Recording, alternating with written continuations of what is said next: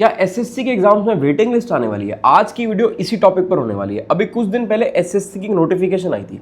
उस नोटिफिकेशन में इसके बारे में काफ़ी कुछ लिखा हुआ था, तो आज हम उसको डिटेल में डिस्कस करेंगे और देखेंगे कि क्या वेटिंग लिस्ट आ रही है और अगर आ रही है तो क्या आप लोगों के लिए यूजफुल होगी या नहीं होगी। इसके बारे में हम डिटेल में डिस्कस करेंगे। ये वीडियो आप लोगों के लिए बहुत ज़्यादा ज़रूरी है, तो इस वीडियो को पूरा देखना एंड तक, कहीं पर भी स्किप मत करना, क्योंकि एक एक छोटी छोटी चीज़ मैंने एक्सप्लेन करी है बारीकी में कि क्या वेटिंग लिस्ट के क्या फ़ायदे होंगे, क्या नुकसान होंगे, आप लोगों के लिए कैसे यूजफुल होगी और एसएससी ने क्या कहा है इसके बारे में। तो कुछ दिन पहले एसएससी स्टेनो की नोटिफिकेशन आई थी।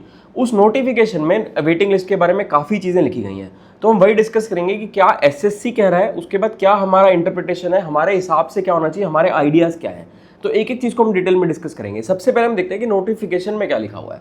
आपको स्क्रीन पर दिख रहा होगा, ये चीज़ नोटिफिकेशन के अंदर लिखी हुई है। अब अगर मैं इसको एक्सप्लेन करूँ कि नोटिफिकेशन के अंदर ये क्या चीज़ लिखी हुई है, तो मैं आपको डिटेल में बताता हूँ। बट उससे पहले जो लोग मुझे नहीं जानते, मेरा नाम निशांत कपूर है और मैंने अपने फर्स्ट अटेम्प्ट में ही एसएससी सीजीएल को क्रैक करके जो मेरी फर्स्ट प्रेफरेंस थी वो मुझे मिल गई थी।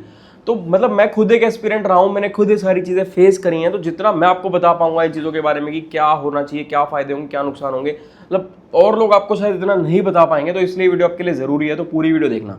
अब देखो नोटिफिकेशन में क्या लिखा हुआ है। एक दो चीज़ें तो बिल्कुल बेसिक लिखी हुई हैं, वही लिखी हुई हैं कि जो डॉक्यूमेंट वेरिफिकेशन है वो डॉक्यूमेंट वेरिफिकेशन एसएससी नहीं करवाता, और डॉक्यूमेंट वेरिफिकेशन एक पर्टिकुलर डिपार्टमेंट कंडक्ट करवाता है। दूसरा लिखा गया है कि जो वैकेंसीज है वो नंबर ऑफ वैकेंसीज भी एसएससी डिसाइड नहीं करता, वो पर्टिकुलर डिपार्टमेंट से आती हैं कि इस डिपार्टमेंट की इतनी वैकेंसीज चाहिए। तीसरा मोस्ट इंपॉर्टेंट जो वेटिंग लिस्ट के बारे में लिखा गया है, जिसके बारे में आज हम प्रॉपर एक एक चीज डिटेल में डिस्कस करने वाले हैं, वो ये है कि जो फाइनल मेरिट लिस्ट बनती है ना, मतलब एसएससी ने देखा कि फाइनल रिजल्ट के बाद बहुत सारी सीट्स खाली रह जाती हैं, मतलब जितनी सीट्स होती हैं उतनी सीट्स नहीं भर पाती फाइनल रिजल्ट के बाद।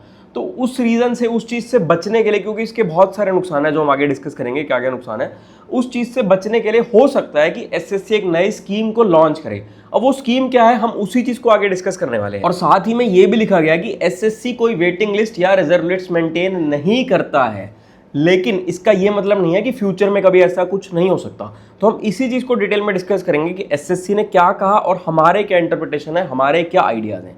बट उससे पहले जो भी एसएससी के एस्पिरेंट्स हैं ना, आप सबको पता है कि सीजीएल 25 में तो बहुत ही कम दिन बचे हैं, और सीजीएल 25 के बाद अगर आप लोग एस्पिरेंट हैं तो ऐसा तो है नहीं कि आप छोड़ दोगे। अगर किसी रीजन से आपका सिलेक्शन नहीं हो पाता तो आप आगे सीजीएल की भी तो तैयारी करोगे ना। तो जो लोग मुझसे बुक्स के बारे में पूछते हैं ना, तो ये दिशा पब्लिकेशन की बुक आई है, 10th एडिशन है, ultimate guide to SSC CGL. ये आपकी टीयर 1 और टीयर 2 दोनों एग्जाम्स के लिए बहुत ज़्यादा यूजफुल है और बिल्कुल लेटेस्ट पैटर्न के ऊपर बनाई गई है। तो इसमें कंप्यूटर सेक्शन भी ऐड कर दिया गया है, क्योंकि आपको पता है कि टीयर 2 में कंप्यूटर सेक्शन आता है, और इसमें आपको सारे इंपॉर्टेंट प्रीवियस ईयर क्वेश्चंस मिल जाएंगे और साथ में थ्योरी भी मिलती है। मतलब ऐसा नहीं है कि सिर्फ क्वेश्चंस हैं, थ्योरी भी मिल रही है, और स्पेशली जीके की जो थ्योरी है वो बहुत यूजफुल है, बहुत बढ़िया है। मतलब एक ही बुक में आपके चारों सेक्शंस कवर करवाए गए हैं। तो जो लिमिटेड सा समय, अगर इस लिमिटेड से समय में आप पढ़ना चाहें तो भी आपके लिए बहुत ज़्यादा यूजफुल है। और अगर आप आगे फर्दर किसी एग्जाम की प्रिपरेशन कर रहे हैं, सीजीएल के लिए, एसएससी के किसी भी एसएससी लेवल के एग्जाम की प्रिपरेशन कर रहे हैं, तो आपके लिए बहुत यूजफुल है बुक। दिशा पब्लिकेशन की जो बुक है ना, इसमें जो सॉल्यूशंस दिए गए हैं वो बहुत ज़्यादा यूजफुल है, बहुत ज़्यादा हेल्पफुल है, और शॉर्टकट से एक एक चीज़ समझाई गई है। अगर मैं आपको बुक के अंदर दिखाऊं तो देखो इसके अंदर जितने भी चैप्टर्स हैं, जैसे देखो सॉल्यूशन दिए गए हैं, हो सकता है पता नहीं आपको कैमरे में इतना क्लियरली दिख रहा है या नहीं दिख रहा है, बट जब आप लोग बुक को देखोगे तो आपको बहुत यूजफुल मिलेगी। एक्सरसाइजेज है, फिर उनके सॉल्यूशंस दिए गए और एक एक चीज़ डिटेल में एक्सप्लेन करी गई है। और सबसे बढ़िया चीज़ मुझे लगी कि एक ही किताब के अंदर ना, मतलब कंप्लीट आपका सारे सेक्शंस कवर करवा दिए गए हैं। लिमिटेड चीज़ें हैं और इंपॉर्टेंट चीज़ें हैं, मतलब ऐसा नहीं है कि बहुत भंडार लगा हुआ है। अगर कम समय में आपको तैयारी करनी है तो उसके लिए बहुत ज़्यादा यूजफुल रहेगी ये किताब। और इसी के साथ साथ एक और किताब है, ये 6th एडिशन है, ये 28 ईयर वाइज एसएससी सीजीएल के टीयर 1 प्रीवियस ईयर पेपर है। ये आपके प्रीवियस ईयर की प्रैक्टिस के लिए बहुत ज़्यादा यूजफुल है, और इसमें एसएससी सीजीएल 2024 के 12 सेट मिल जाएंगे। और जो सबसे खास बात है ना इस किताब की, बिल्कुल एक्चुअल ओरिजिनल क्वेश्चंस हैं, मतलब जो एक्चुअल में एग्जाम लेवल के क्वेश्चंस होते हैं, जो एक्चुअल में एग्जाम के क्वेश्चंस हैं वो हैं इसमें। तो दिशा पब्लिकेशन की 6th एडिशन की किताब और ये 10th एडिशन की किताब, इन दोनों के लिंक मैं आपको डिस्क्रिप्शन में दे दूंगा, आप लोग ले सकते हो। और अगर मैं आपको बुक के अंदर भी दिखाऊं तो एक एक चीज इसमें भी वैसा ही है कि हर चीज का जो सॉल्यूशन है वो प्रॉपर तरीके से एक्सप्लेन करा गया है। तो इन बुक्स को आप ले सकते हो, इनका लिंक मैं आपको डिस्क्रिप्शन में दे दूंगा। अब हम आगे बढ़ते हैं अपनी वेटिंग लिस्ट की, जो आप एसएससी ने बोला है उसको हम डिटेल में डिस्कस करते हैं। देखो अब जो ये तीसरा मेन इंपॉर्टेंट पॉइंट था ना कि वेटिंग लिस्ट मेंटेन नहीं करती है, बट अभी कुछ ना कुछ नई स्कीम लॉन्च हो सकती है, तो अगर हम इसको डिस्कस करें तो ये नई स्कीम कैसे लॉन्च हो सकती है, क्या हो सकता है। देखो एग्जाम्पल से मैं आप लोगों को समझाता हूँ। मान लेते हैं कि कोई एक एस्पिरेंट्स है, कोई भी मतलब कोई भी एक एस्पिरेंट है, उस एस्पिरेंट का स्कोर बना 112 नंबर, 112 नंबर उसका स्कोर बन गया। अब 4 पोस्ट प्रेफरेंस थी, उसने 4 पोस्ट प्रेफरेंस भरी। पहली पोस्ट प्रेफरेंस की कट ऑफ चलेगी 120 नंबर, दूसरी की चली गई 115 नंबर, तीसरी की चली गई 110 नंबर और चौथी की चली गई 105 नंबर, तो उसको कौन सी पोस्ट मिलेगी? उसको मिलेगी तीसरी पोस्ट, क्योंकि तीसरी पोस्ट की ही वो कट ऑफ क्लियर कर पा रहा है, पहली और दूसरी पोस्ट की वो कट ऑफ क्लियर नहीं कर पा रहा है। तो जाहिर सी बात है कि उसको तीसरी पोस्ट ही मिलेगी, पहली और दूसरी पोस्ट नहीं मिलेगी। बट कई बार क्या होता है कि डॉक्यूमेंट वेरिफिकेशन के बाद या फाइनल स्टेप पर किसी ना किसी रीजन से एस्पिरेंट जॉब को ज्वाइन नहीं करता, नौकरी नहीं लेता और वो सीट खराब चली जाती है। अब उसके भी बहुत सारे रीजंस हैं जो हम आगे वीडियो में डिस्कस करेंगे। अब उस सिनेरियो में पहले क्या होता था, उस केस में पहले वो पोस्ट खराब चली जाती थी, वो पोस्ट वैकेंट रह जाती थी, जिसके बहुत सारे नुकसान थे। अब अभी जो करंट नई स्कीम लॉन्च हो सकती है, वो मेरी इंटरप्रिटेशन क्या है, मेरे हिसाब से वो चीज़ क्या हो सकती है, वो ऐसा हो सकता है कि जैसे मान लो मान लेते हैं चारों पोस्ट की 20-20 वैकेंसीज ही थी। 4 पोस्ट की जो मैंने आपको कट ऑफ बताई, चारों में 20-20 वैकेंसी थी। मान लो पहली पोस्ट में 5 लोग छोड़ देते हैं, दूसरी में 4 छोड़ देते हैं, तीसरी में भी कुछ छोड़ देते हैं, इस टाइप से हो जाता है। तो जितने लोगों ने छोड़ी है वो नौकरियां, उतनी सीट बच गई हैं। तो उसके नीचे वाले जो लोग हैं वो उस सीट को फिल करेंगे, तो जाहिर सी बात है कि कट ऑफ कम हो जाएगी हर पोस्ट की।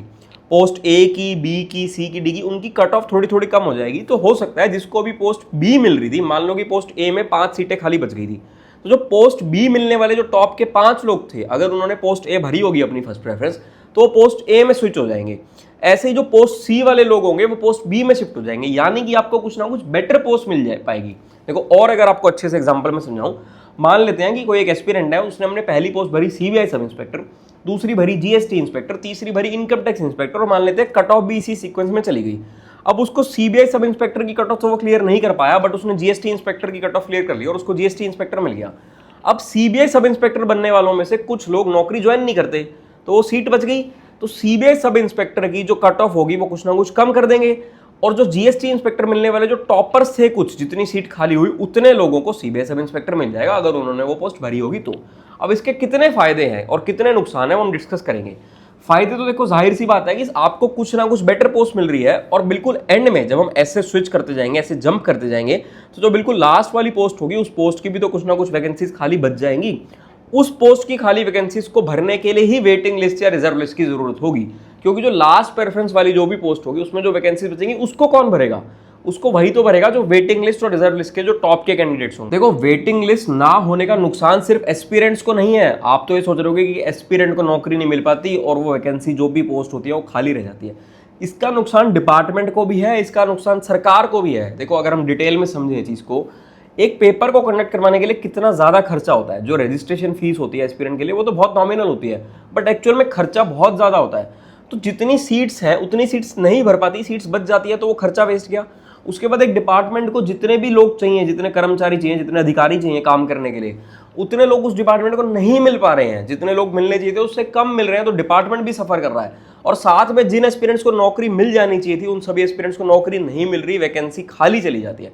कितने नुकसान है। अब वेटिंग लिस्ट क्या है? वेटिंग लिस्ट एक ऐसी लिस्ट है जिसमें जो एस्पिरेंट है, जो कैंडिडेट है, वो ना तो सिलेक्टेड है ना रिजेक्टेड है, यानी कि उसको सिलेक्शन भी नहीं मिला और रिजेक्शन भी नहीं मिला। तो अगर आगे वाले जो लोग हैं उन्होंने नौकरी छोड़ दी किसी रीजन से, जिस भी रीजन से नौकरी छोड़ी, तो वो जो सीट्स बचेंगी उन सीट्स को भरेंगे वेटिंग लिस्ट और रिजर्व लिस्ट में होने वाले लोग। अब आप लोगों के मन में आ रहा होगा, यार कौन सरकारी नौकरी छोड़ता है? देखो, बहुत सारे रीजन होते हैं और हर साल इतनी सीट्स खराब जाती है, इतनी सीट्स खाली जाती है। उसके क्या क्या रीजन हो सकते हैं?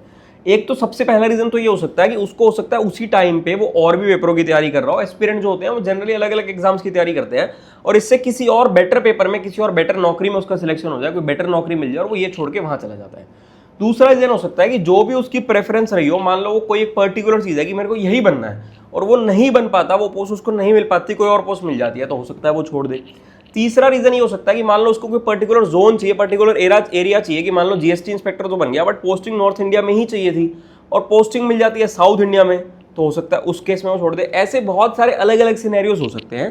तो इन रीजंस की वजह से लोग छोड़ते हैं नौकरी, लोग मतलब नौकरी को ज्वाइन नहीं करते और जो पोस्ट है वो खाली रह जाती है। अब सबसे इंपॉर्टेंट चीज कि इस वेटिंग लिस्ट की वैलिडिटी कितनी होनी चाहिए, वो भी तो बहुत ज्यादा जरूरी है। तो मेरे हिसाब से वेटिंग लिस्ट की वैलिडिटी होनी चाहिए नेक्स्ट नोटिफिकेशन निकलने तक। इसका एक्चुअल में फायदा, एक्चुअल में बेनिफिशियल तभी रहेगी जब वेटिंग लिस्ट, जो अगली नोटिफिकेशन निकलेगी, अगली नोटिफिकेशन तभी निकले जब ये पूरा का पूरा प्रोसीजर कंप्लीट हो जाए। अब आप लोग कह रहे होगे कि इस वजह से तो भाई अगली नोटिफिकेशन निकले में डिले होगा, तो आप पॉजिटिव सोचो, नेगेटिव मत सोचो। अब आपने नेगेटिव तो ये सोच लिया होगा कि यार जब तक ये पूरा प्रोसेस कंप्लीट नहीं होगा, वेटिंग लिस्ट वाले लोग जो उस वैकेंसी को नहीं भरेंगे, तब तक अगली नोटिफिकेशन नहीं निकालेंगे, अगली वैकेंसी नहीं निकालेंगे। मैं तो ये कह रहा हूं कि प्रोसेस को इतना ज्यादा फास्ट कर दिया जाए, इतना एक्सपेडाइट कर दिया जाए कि सारी चीजें इतनी स्ट्रीमलाइन हो जाए और इतना फास्ट हो जाए कि नेक्स्ट नोटिफिकेशन निकलने से पहले पहले सब कंप्लीट हो जाए, वेटिंग लिस्ट वाले लोगों को, मतलब जो सीट्स वैकेंट बची वो वैकेंट सीट्स भी वेटिंग लिस्ट वाले लोगों को दे दी जाए। बट देखो एक और बात है कि हर सिक्के के दो पहलू होते हैं। ऐसे बैठकर बातें करना, बातें बनाना बहुत ईजी होता है, बट एक्चुअल में जब चीजें करी जाती हैं, जब प्लानिंग होती है, एग्जीक्यूशन होती है, तो वो इतना ईजी नहीं होता। प्लानिंग फिर भी हो जाती है, बट उस प्लानिंग को एग्जीक्यूट जब किया जाता है तो डिफिकल्टीज के बारे में पता चलता है, क्या क्या प्रॉब्लम्स है, क्या क्या इश्यूज हैं। जैसे मैं एक दो आपको अगर चीजें बताऊं, जब एसएससी के थ्रू आपका पेपर कंडक्ट हुआ, आपका सिलेक्शन हुआ, आपको एक पर्टिकुलर डिपार्टमेंट मिला, तो आपके डॉक्यूमेंट्स डोजियर्स उस डिपार्टमेंट के पास भेज दिए जाते हैं। अब मान लो आपको कोई पर्टिकुलर डिपार्टमेंट मिला था और अब आगे की सीट्स वैकेंट होने की वजह से और वेटिंग लिस्ट और इस नई स्कीम आने की वजह से आपको उससे कोई बेटर नौकरी मिल गई, तो अब क्या वो आपके सारे डोजियर्स डिपार्टमेंट्स वो वाला डिपार्टमेंट दूसरे वाले डिपार्टमेंट के पास भेजेगा? तो मतलब कैसे होंगी ये सारी चीजें? तो इस टाइप के और भी बहुत सारे इश्यूज, बहुत सारे डिफिकल्टीज हो सकता है कि फेस करी जाएं। बट अगर गवर्नमेंट प्रॉपर स्ट्रीमलाइन करे, प्रॉपर प्लानिंग करे, प्रॉपर एग्जीक्यूशन करे, तो गवर्नमेंट चाहे तो गवर्नमेंट सब कुछ कर सकती है। और देखा जाए तो गवर्नमेंट आप लोगों के लिए कुछ ना कुछ सोच ही रही है, कुछ ना कुछ बेनिफिशियल सोच रही है आपके लिए, तभी नोटिफिकेशन में ये चीज लिखी हुई आई है, नहीं तो नहीं आती। आज तक तो कभी नहीं आई थी नोटिफिकेशन में इस टाइप से कोई चीज लिखी, तो वो इसीलिए आई है ना, क्योंकि आप लोगों के लिए, एस्पिरेंट्स के लिए कुछ ना कुछ बेटर सोचा जा रहा है। और वैसे भी इंडिया वेलफेयर स्टेट है, आप लोगों को पता ही होगा, तो सबके वेलफेयर के बारे में सोचा जाता है, सरकार का काम ही ये है। तो सरकार अगर चाहे तो सरकार प्रॉपर तरीके से, प्रॉपर प्लानिंग से, एग्जीक्यूशन से इस चीज को स्ट्रीमलाइन कर सकती है। और अगर फ्यूचर में गवर्नमेंट ऐसा कुछ करती है तो इसके लिए जाहिर सी बात है कि नोटिफिकेशन आएगी, और नोटिफिकेशन आएगी तो हम उसको डिटेल में आप लोगों को एक्सप्लेन करेंगे। जैसे अभी मैं आपके साथ अपने आइडियाज, अपनी इंटरप्रिटेशन और जो एसएससी ने कहा वो सब शेयर कर रहा हूं, ऐसे ही तब भी मैं अगर नोटिफिकेशन आती है एक एक चीज आपको डिटेल में बताऊंगा। बट अभी कुछ ऐसा पक्का नहीं है, कुछ फिक्स नहीं है कि वेटिंग लिस्ट आएगी ही आएगी। अभी तो ये लिखा गया है कि एक नई स्कीम लॉन्च हो सकती है जो वैकेंट सीट्स है उनको भरने के लिए, और ये भी लिखा गया कि एसएससी कोई waiting list, reserve list maintain नहीं करती। बट मुझे लगता है कि अगर ऐसी कोई स्कीम लॉन्च होगी तो वेटिंग लिस्ट और रिजर्व लिस्ट का भी हो सकता है कॉन्सेप्ट आए, और गवर्नमेंट आप लोगों के बेनिफिट के लिए सोच ही रही है। तो आप कमेंट करके जरूर बताना कि क्या वेटिंग लिस्ट होनी चाहिए या नहीं होनी चाहिए, आपकी क्या राय है इस पर, इस चीज को डिटेल में बताना।